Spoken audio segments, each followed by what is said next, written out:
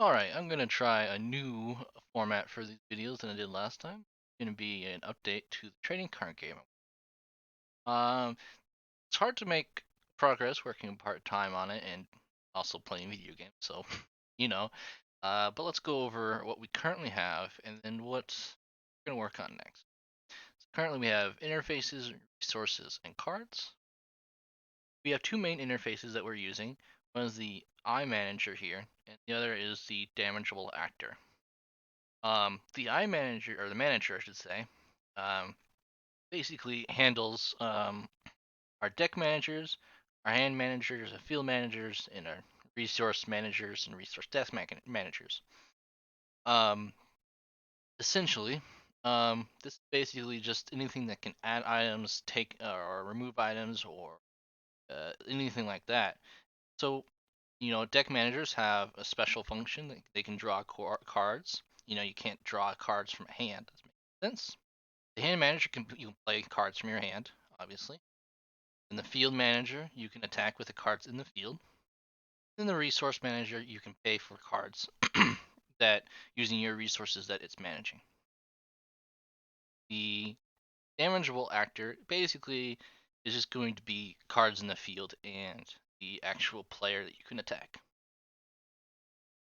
Um, so in the player manager, in the game manager, these are not inheriting the iManager scripts.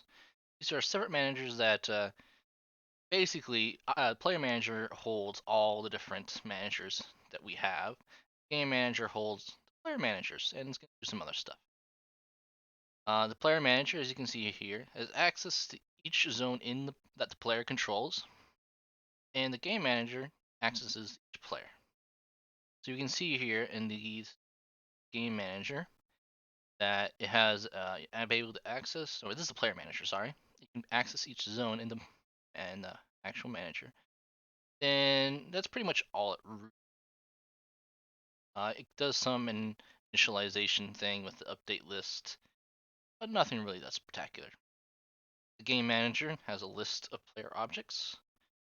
Um, or yeah, sorry, it's actually a dictionary of players. Basically, each player is shoved into the dictionary with their ID. This basically allows us to access it via array function. Uh, so you can have this thing called card game manager script, which is the actual name, your instance call, and then you have your players, so dot players, and then you suffix it with the player ID in the zone you want to access.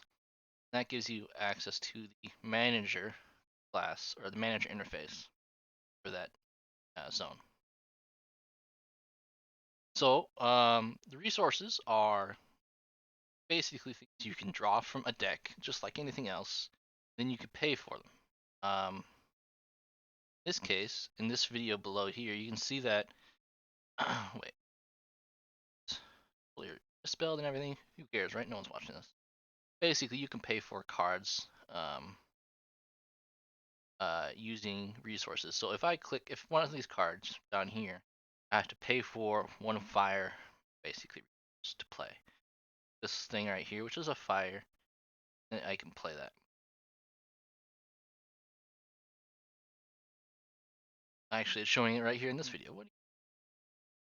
So you can play cards into the field and you can attack with them, which you can actually see in the previous video, um, where I play cards and I think I even attack with it. You see 30 health up here, goes down to 29. Nothing that spectacular. So what's up next? Right now, what's up next is we have the basic structure of the game created. What we're gonna do is we're gonna start working on multiplayer next. It looks like Unity went through some changes with how they handle multiplayer, so I'm gonna have to look into that, see how far I can get. Hopefully, I can implement full multiplayer this next week.